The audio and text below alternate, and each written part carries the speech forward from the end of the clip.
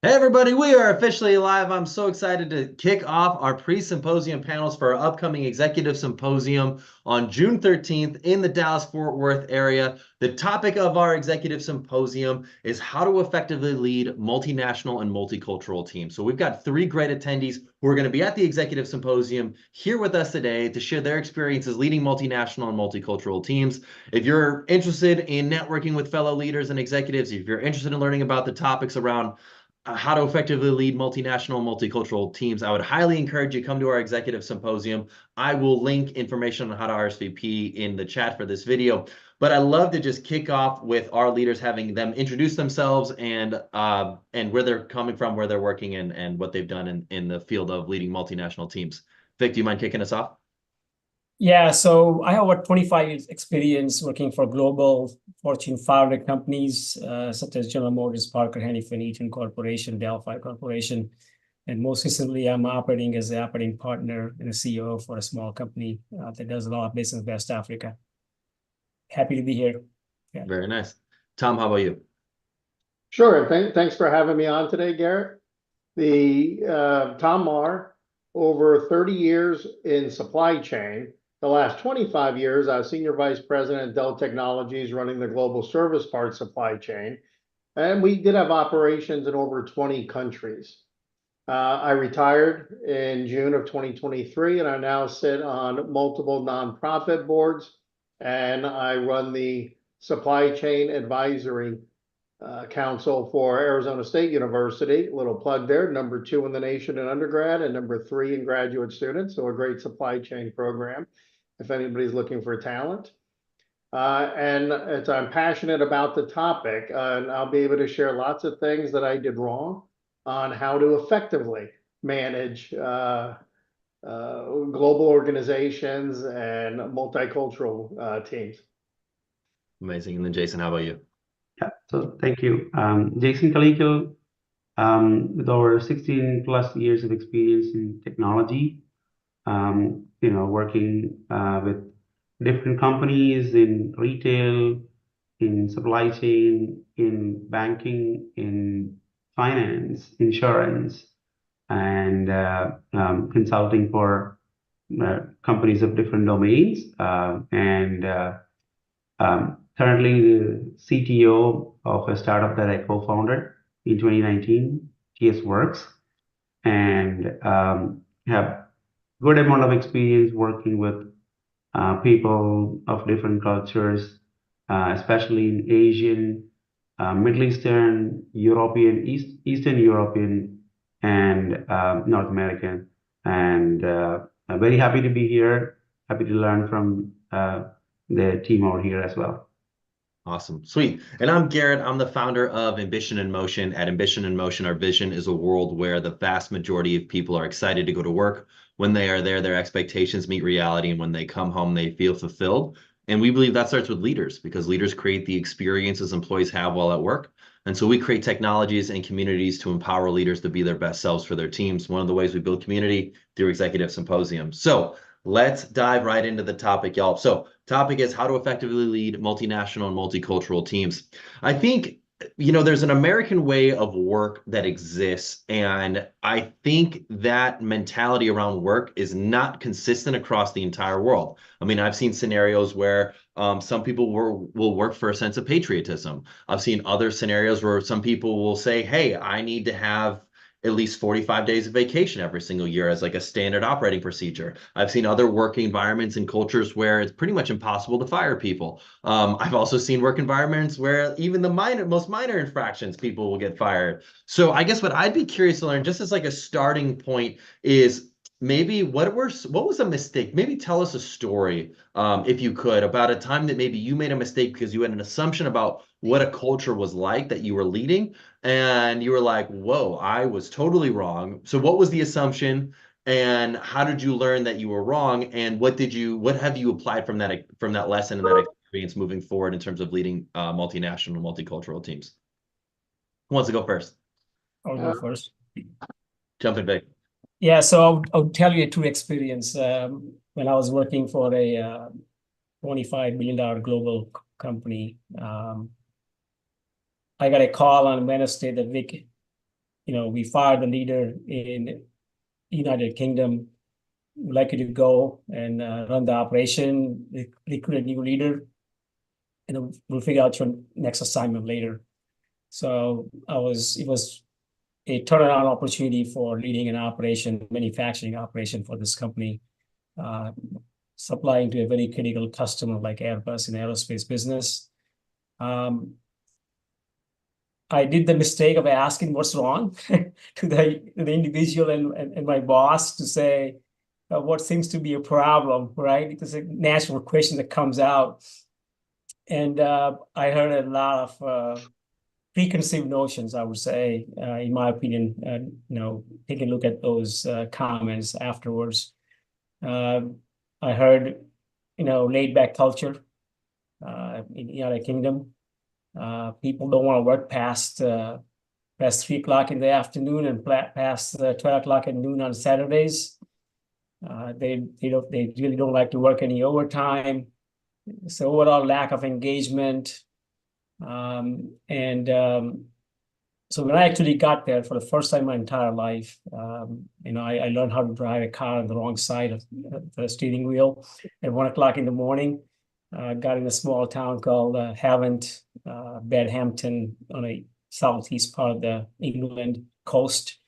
And first couple of days, just observing how the team interacted and worked, I felt that many of the things that I was told are correct. 3 o'clock comes around and everybody's packing their bag. They're going home. Saturday came around and afternoon, there was nobody to be found in the office areas. But as I got to know why they left at 3 o'clock in the afternoon, building a rapport and communicating with people, try to get to know on the first name basis what makes them tick, what makes them frustrated. I found that workforce was no different than any workforce I had led in the United States. That team just didn't know what they were working towards. They felt a little disconnected, where the big corporations have a tendency of pushing the vision, missions, and values without being sensitive about communicating effectively and making them shared vision, shared values, and shared goals and objectives.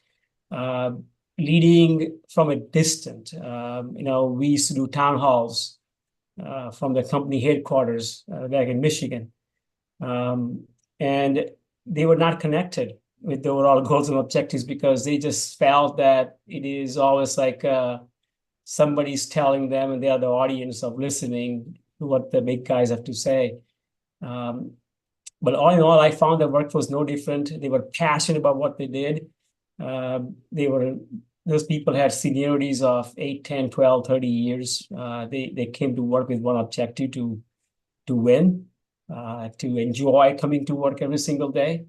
They just felt that they were not listened to. So I think I put my hat off, listen, learn, and lead to actually get to know the people, building the rapport. And I found them, they were the most dedicated, hardworking people that I had no different than any other countries I worked in. But staying away from preconceived notions, because if you do not put a different hat on, understanding the why behind certain behaviors, understanding the cultural norms, building relationships, values, differences, social, economical, political, religious things, just a way of how people enjoy coming to work. I think it was a big mistake early on my part, but I learned a lot of, changing the hat of becoming people agile, getting more curious and embracing the learning agility, and for my own personal professional growth, how to be flexible, adaptable, and operate. I think it worked out really well. And were you able to get behavior change from those employees in that Southeast England? Absolutely. There was a time, and true story, that I had to tell people to go home. Like, wow. Hey, work can wait. It's about 6 o'clock in the evening. Why don't you go and we'll catch up tomorrow morning. They just didn't know what they're working towards. They didn't know that work was recognized, how they connected to the the big P&L or the financial picture of the company. And I had to do those little things in one-on-one conversations and recognize the people for their efforts. And they still came to work just like everybody else did, but they were not getting counted because the performance had some challenges, but their efforts were not wasted. So I had to connect with the people to make sure they felt recognized of coming to work and contributing at the level they were contributing on. And they got more engaged. They took more responsibility, accountability on their part. They started having more fun. I offered them to buy steak dinner when we had the first milestone and the objective. And they said, no, we just want pizza and sandwiches, literally. And I recognize this was also a cultural aspect, right? In the United States, somebody would say, hey, give you a steak dinner. And those people say, hey, we would like pizza and sandwiches out there. But those little things, I think, getting to know the people and the why behind the values and behaviors, I think, was a big part of it. Very interesting. And just a quick question on this, just to clarify, did you also adjust compensation or the way that people were incentivized in any way or measured in terms of on performance? Did that contribute at all to the behavior change too? In UK, at least in their organization, everybody in the sort of salary side, they had a contract. It's almost like a one-on-one agreement with the company of how many hours they would work, how well they would compensate it. So I had to find informal ways of recognizing and rewarding people for the performance and achievements. Because, it gets a little sensitive on understanding the local regulations and make sure that I respect those as well and not create a problem that could be seen as a bias policy, not respecting the local compliance issues. Sure. That's interesting. Tom, how about you? What's a story about a time that you maybe made a mistake leading in what was a hypothesis that you had that turned out to be wrong about leading in a multinational team or multicultural team? Yeah, I've got several, but before that, I just want to share that I agree with Vic on what is similar is so much more than what is different. It doesn't matter. I've been to over 50 countries, and I've never experienced a situation where people didn't want a job. They want a job that they like. They want a sense of accomplishment in their job. They want to provide for their families. You get all these preconceived notions that the culture drives a different work behavior, but it's how you engage, how you lead a team can be different. But the things that are similar far outweigh the things that are different. And I remember my first ever international assignment. I was sent to Singapore for a few months to work on a transition that had gone wrong. We had moved a major operation, distribution and repair center from Malaysia to Singapore. And it just kind of went off the rails. So I landed on, a Monday, and I was the first one of the team to get there. I was going to lead the team, but I had somebody coming to help in a local team.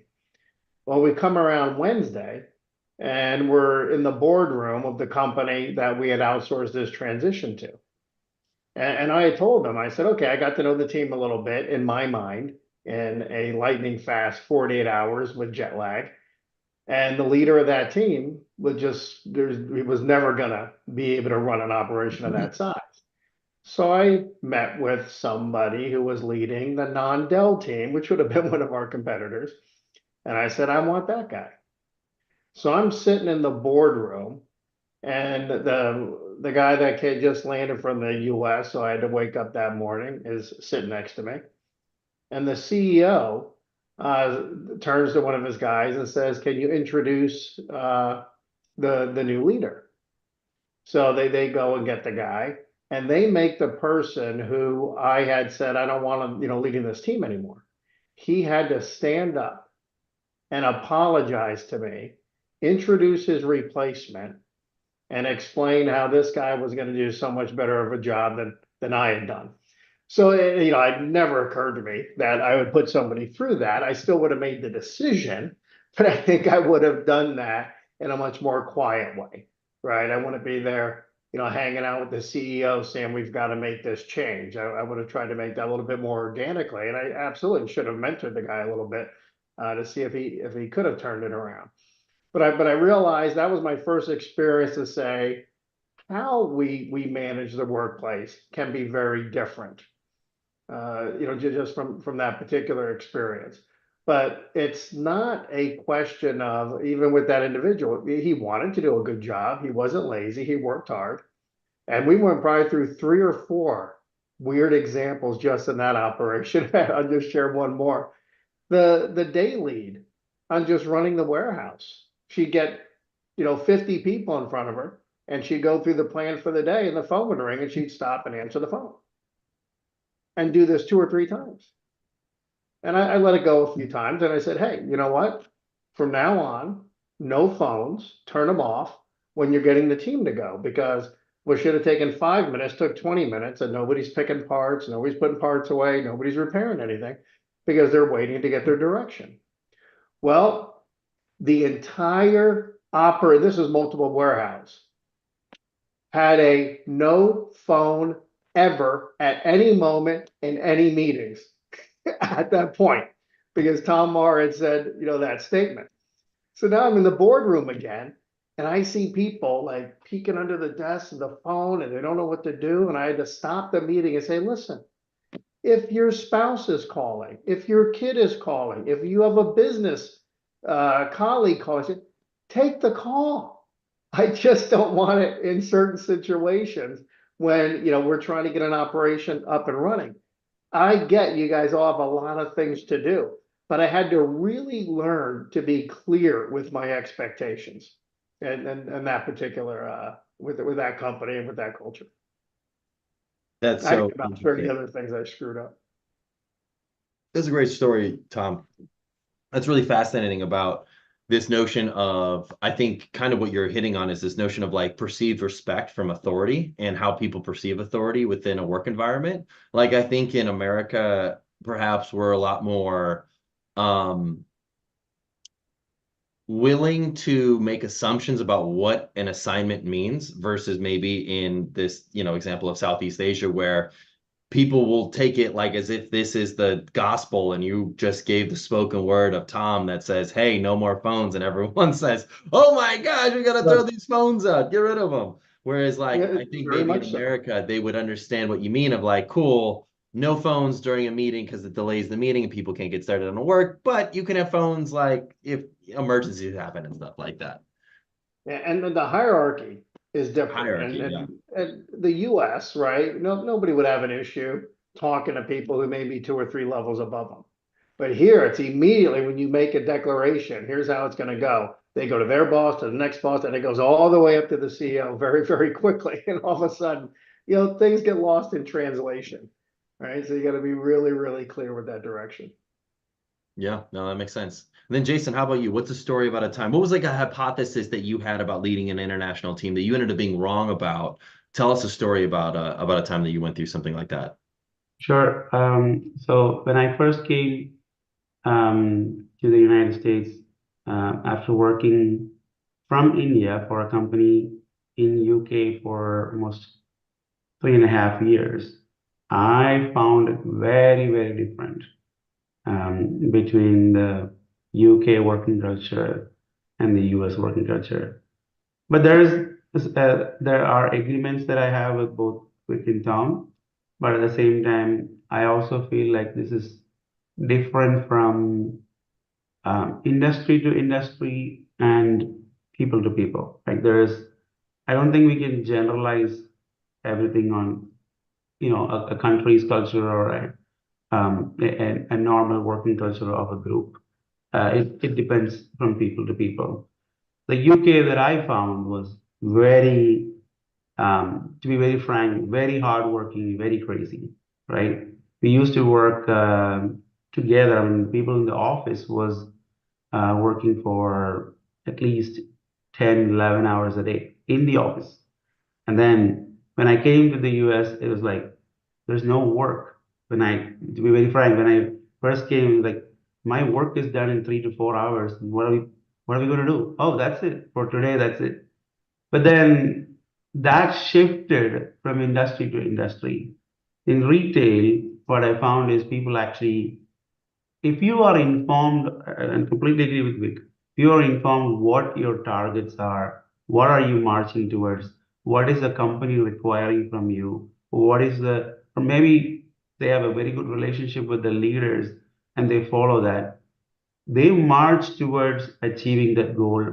And I see this in the UK and also in many parts of Eastern Europe.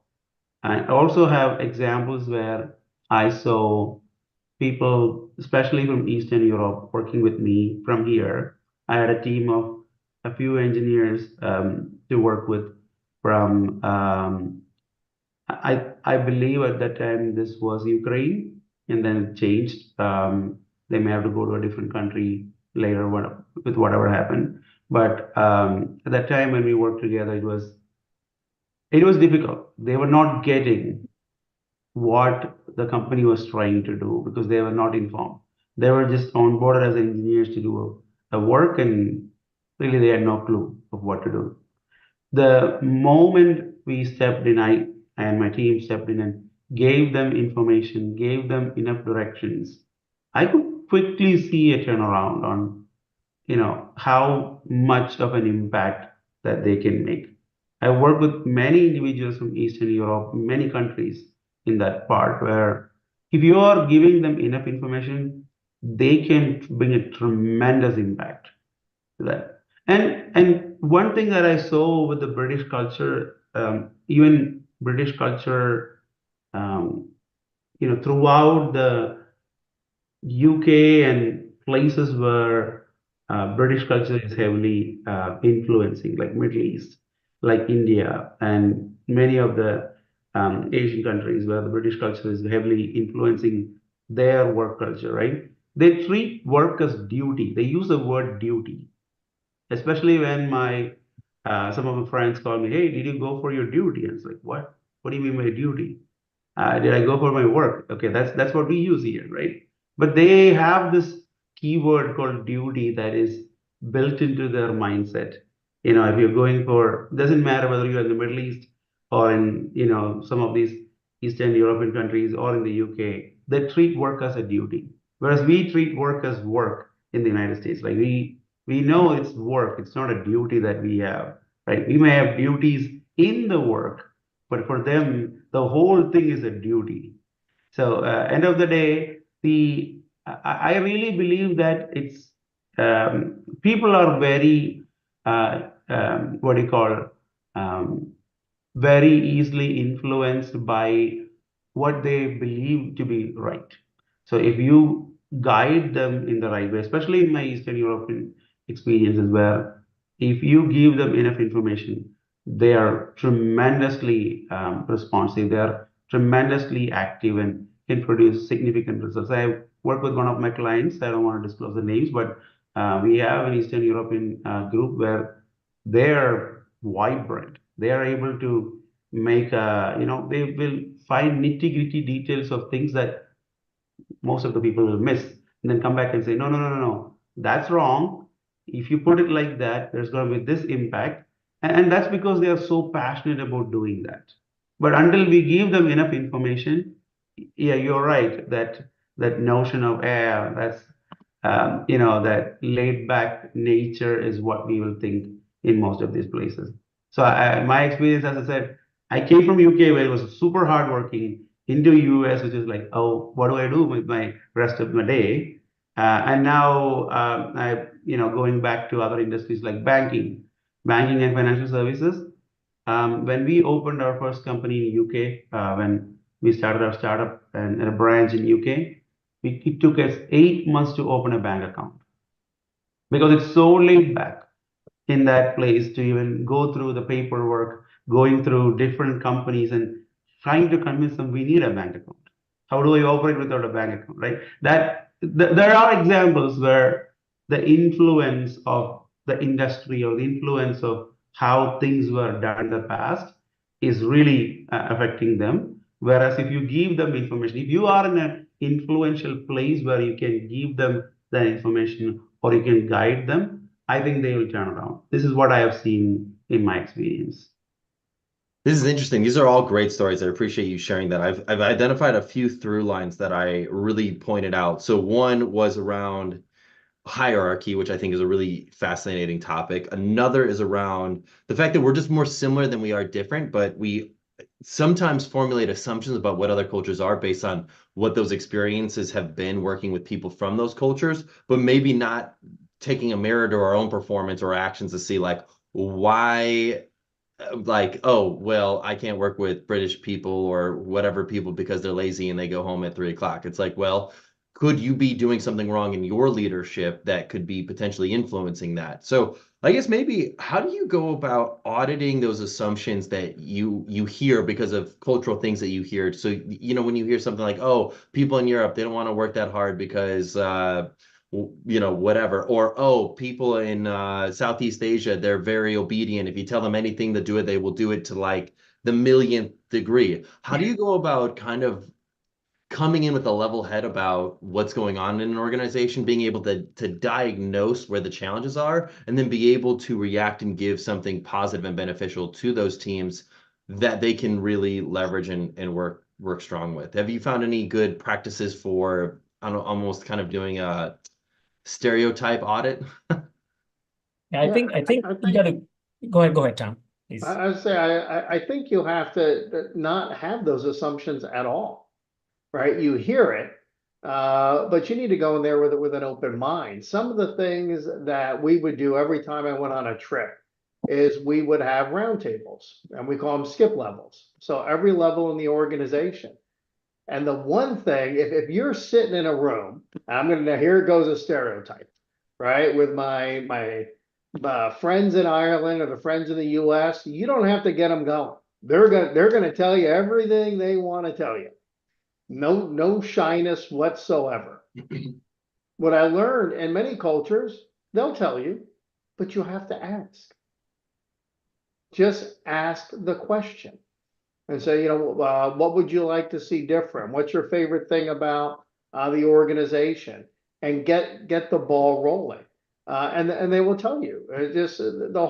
We went through my first time owning a global org. We took our entire group and went global, and we had a training exercise. We're in China, in Shanghai, and we have a guy that reported to me, Maxwell Chen, who ran Asia for me, was part of the training team, plus some professional trainers. And he took us through how do you behave in a business meeting in China. And it was, how do you pass the business card, address the most senior person in the room. If they don't answer the question, that's okay. Do not assume they don't speak English, right? They may not speak back, but somebody's going to answer the question. No phones, no computers out, right? And a list of many other things. It's like an hour, prep class. So in comes this very large company, all of you would have heard of, for our first ops review for that day. They walk in, we do the introductions and all that. Meeting's getting started. I look over at Max. He's on a phone call, typing on his computer. I'm like, Max, what are you doing? He's like, Tom, we're in high tech. Everything is Western. And everything they had told us was not true. Everybody was speaking English. They knew, Seinfeld jokes, right? It went back and forth, totally different than what they said. So I learned, don't make any assumptions. Be respectful. Doesn't matter which culture. Be nice. It doesn't matter where you're going. Do the things the same way you would do just about anywhere, but ask questions. And I think the best advice I ever had, learn a little bit about the culture and learn how to say hello and thank you. All that from that same guy, Maxwell Chen, who, of course, spoke like 10 languages and had traveled the world, right? But he knew how to really get to know people. And he said, just if you treat people with respect, you're going to be fine. There you go.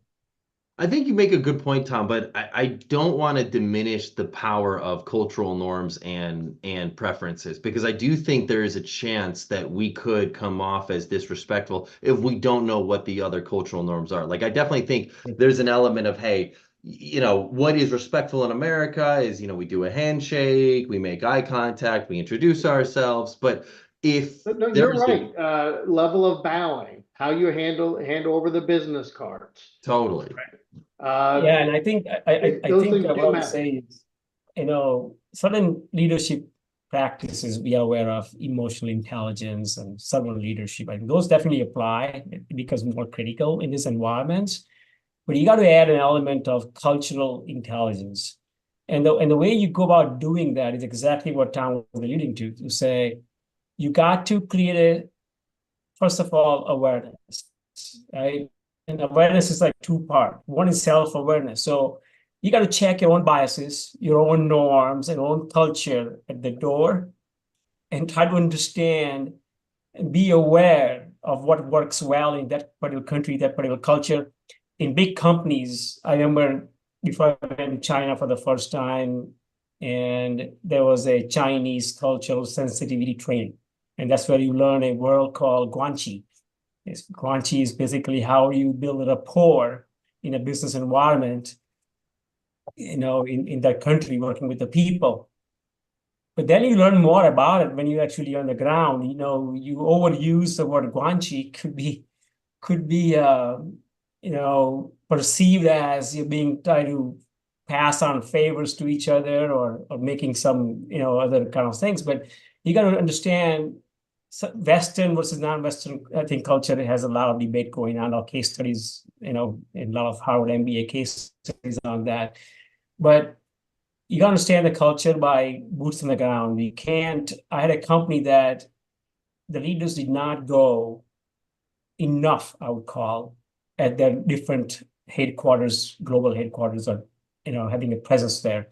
And I had a good example where the leader decided, hey, every town hall we do, every single quarter, we'll do from a different country, different facility out there. So they feel like they are being a part of this thing.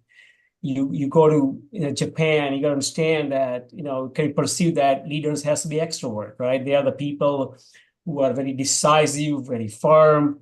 They talk a lot in the meetings, they are direct communicators. All this perception about a leader, that would hurt you if you're in a meeting sitting with Japanese folks out there, where people can argue that the highest hierarchical authority kind of leader actually is the most quiet person in a business meeting.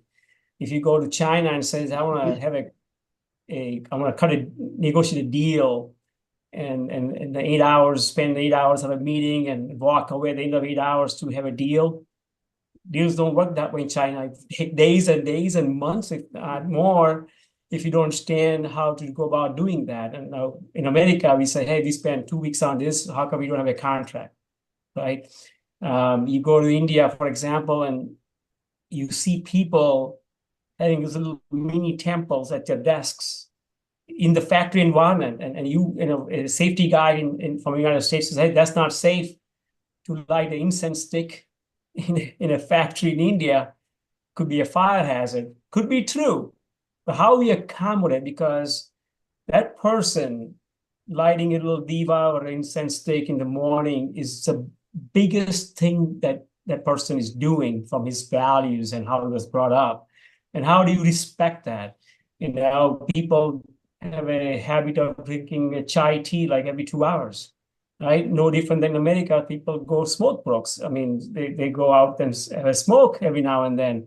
And we have adapted that as a part of this. Hey, you can't change a smoking behavior of an individual. You smoke outside, we go ahead and have your smoke breaks. How do you respect the same thing in India? You say, hey, those little tea or chai tea things every 2 hours is no different than a water cooler conversation that you are having in any office environment in the United States. This is where people drive camaraderie and teamwork, and they get to know each other so well on a personal basis. Those things are very important and critical. So you got to make yourself aware of the cultural norms, values, beliefs, by having as much time as possible, having conversations, formal, informal conversations. Most importantly, if you are a part of leading teams, like Tom says, he's been to Malaysia, Singapore, China, and I had a habit of once a quarter, I made a point to go visit my sites at least for a day and not sit in the conference room and offices, connecting with the people, but actually walking the factory floor, having one-on-one conversations, having the skip level meetings at a lunch and learn kind of sessions.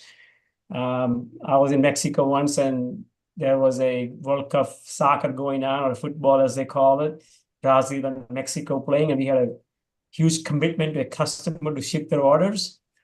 And I was advised that we are going to shut the plant down for 4 hours, watch the World Cup. And, I was kind of worried about not shipping this big order. And they assured me that we'll take care of that, but just trust us on this one.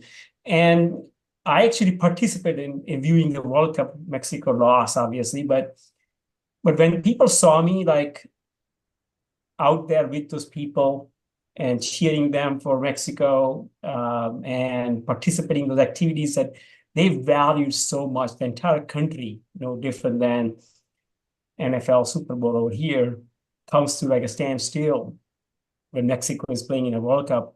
And those little things you don't adapt and be flexible, recognize in a long term, it can turn people off and can create a perception about a leader. So the next time you're out there, you come across an ignorant, arrogant leader, which is, I think, is very critical to make sure. I have heard comments that these people don't know how to communicate. Just because somebody has an accent in China or Japan doesn't mean that they cannot communicate. And I reminded people in the United States working for myself to say, have you tried to speak in their language only even for 5 minutes in their country, in their environment? So we got to recognize and admire people who has ability to speak up. They're not afraid about their accent. They're making every single attempt to speak up in a meeting. And those little things out there, I would call like sensitizing to those aspects, I think goes a long way. Vic and Tom, you guys bring up a really good point. I think I want to elaborate a little bit further on it. I mean, there's always this notion that objectivity diminishes the higher anyone goes in any organizational hierarchy. And I think that this leads to potentially some contribution of this notion of, when people call it like ugly Americans, of this notion of bombacity, of, coming in with the air of arrogance. And it creates a disconnect whenever they go to different cultures, because they, one, are not understanding or empathetic to what those cultural changes and differences may be, and they're coming in with their agenda, not necessarily understanding what other people's agendas are, what might motivate them. And so I guess maybe what I'd be curious to know is, how can we go about setting up scenarios where we are putting ourselves and setting up incentives and leadership styles that actually go about engendering these outcomes? Because I think there's so much pressure from, whether that be Wall Street, hitting quarterly goals, hitting profit numbers, hitting operational expenditure numbers. There's so much business pressure to go drive costs down, drive revenues up, and oftentimes utter lack of empathy for anything else that's not going to help the bottom line, that it creates so much pressure that maybe some people come in unaware and have an air of arrogance when they go internationally to lead a different team. Or maybe they come in and they are sweating and they are just so stressed out because of all the pressure they're getting from their leadership to drive these specific numbers, that ultimately they come in and they're unempathetic, they're not patient, they get frustrated, and then they leave and they say, oh, these people are this way, or these people are lazy, or these people don't do this type of work or that type of work. And I think that's what perpetuates a lot of the assumptions, is because of the pressures they face.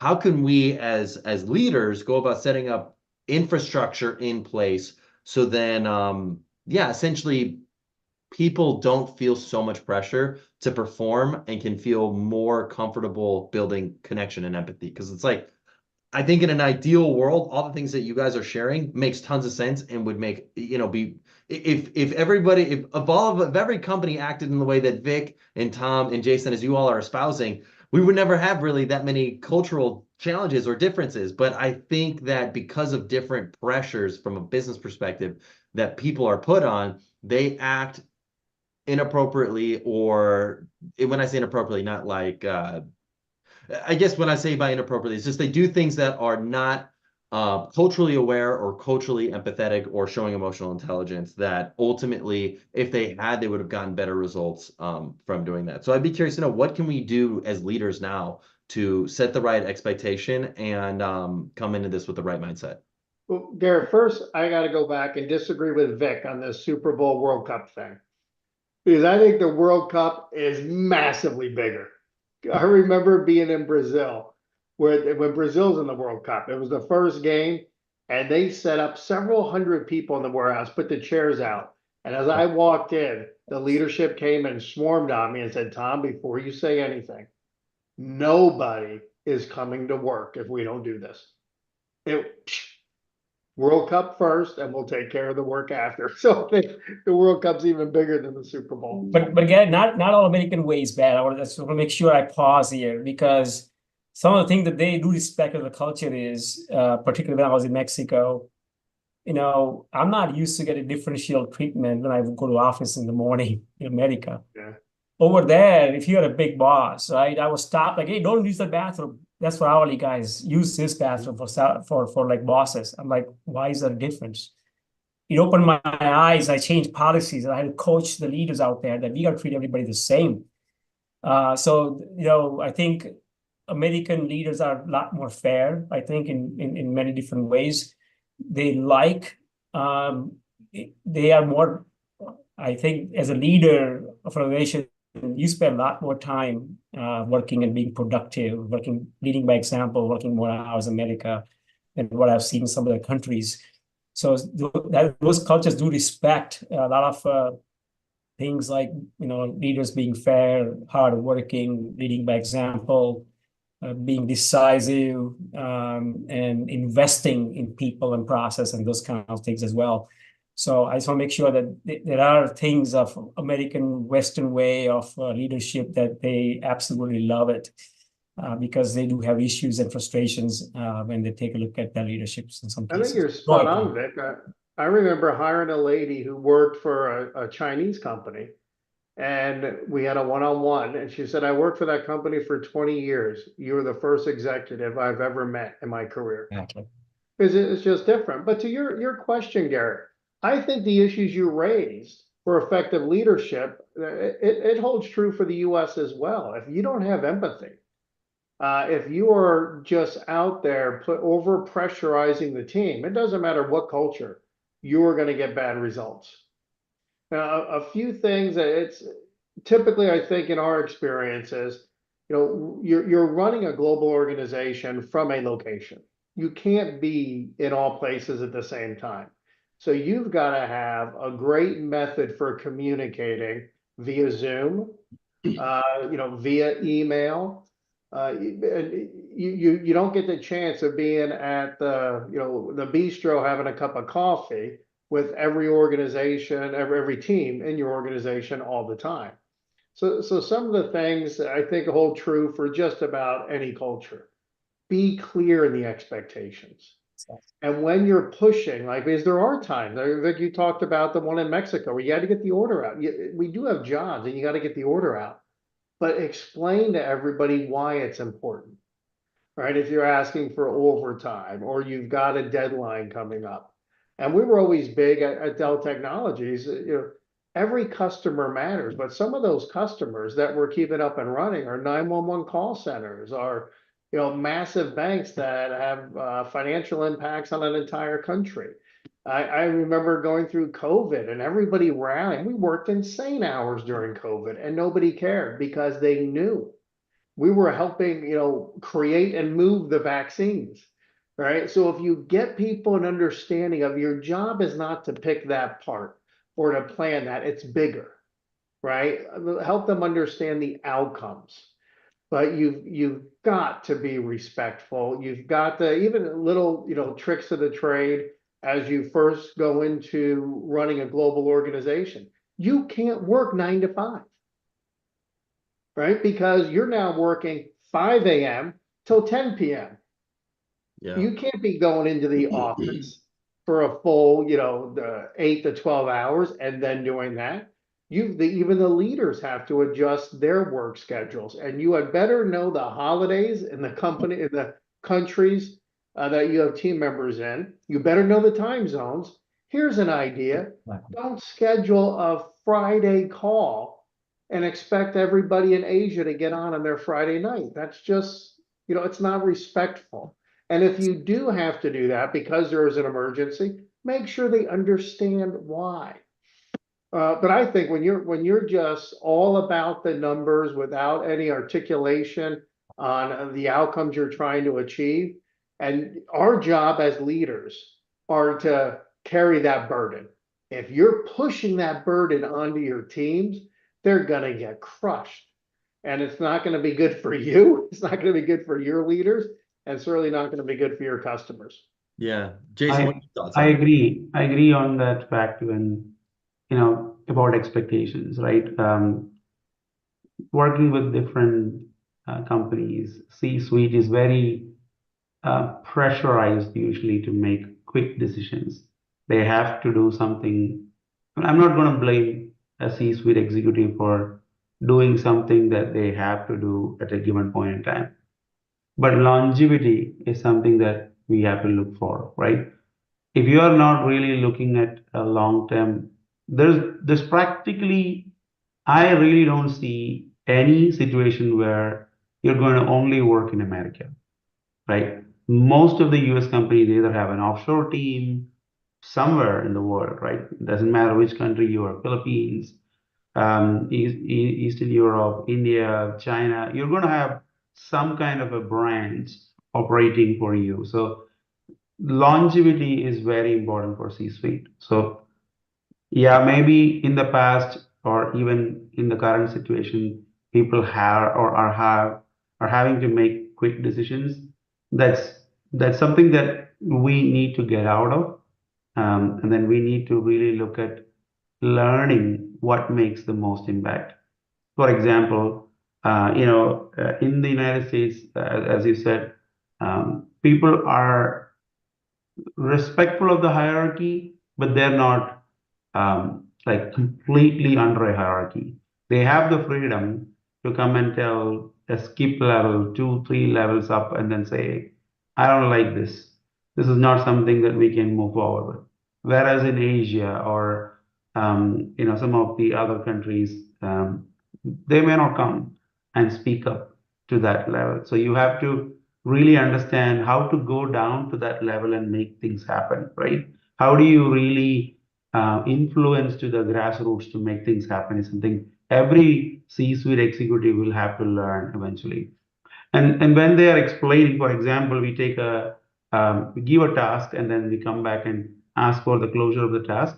It's highly likely that again, not putting a bias here, but what I've observed is highly likely that the person in the United States is very likely to explain the 5 different steps that they followed to achieve this, and we can see, okay, it took this much time to complete that, and it's really going to take this much more time to complete that. Whereas a person in India is highly unlikely to explain like that, 20 tasks that they have to do to, or 20 different steps that they have to do to achieve that. They'll just say, okay, here's the work, it's done or it's not done. I'm going to expect it to be done tomorrow. Unless you kind of follow what they are trying to do and give them the right expectation. And I completely agree with Tom that give them the right expectation. This is what I'm expecting as a leader.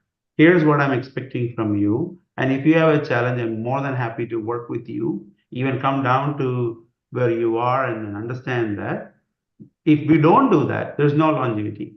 All what you're going to do is in a C-suite, be in a company, 2 years in a place, move on to the next place, and then we'll not be able to really make an impact because in short time, yeah, people will just work hard to get things done for you, and after that, people will be fed up. They won't understand why they are even working for, right? So that has to be given to them. Why are you working? What is the target that I'm running after? What am I expecting from you? And you can openly talk to me about what your challenges are. What are the obstacles in achieving this? It's something that we have to be very careful. And in C-suite, that's really a very important thing to note. I would really say that is the my best advice or guidance in that. Another thing that we have to note is into 2024, it's very different. People are traveling countries to learn more about things. So we cannot completely expect that, hey, this person doesn't know this. Or as Vic said, there's a lot of knowledge, there's a lot of experience that they may have gained by traveling or by looking at internet, by watching movies, videos. There's a lot that they would have already learned. And we just have to tap into that as much as possible. Yeah, that's all from my side. That's awesome. Well, guys, this has been an awesome pre-symposium panel. I think we've covered a lot of really amazing topics as it pertains to how to effectively lead multinational teams and multicultural teams. I think, yeah, this is a lot of really good content. I just looked at the time and it's like, whoa, we are right at time. But anyways, if you are watching this and you're thinking to yourself, gosh, I'd love to meet with one of these three great leaders, or I'd love to talk about this topic further, come to our executive symposium on June 13th. It's going to be held at Schneider Electric in Carrollton, Texas. Would love to see you there. And everybody, thanks for your time and attention. Have a wonderful rest of your day. See you, everybody.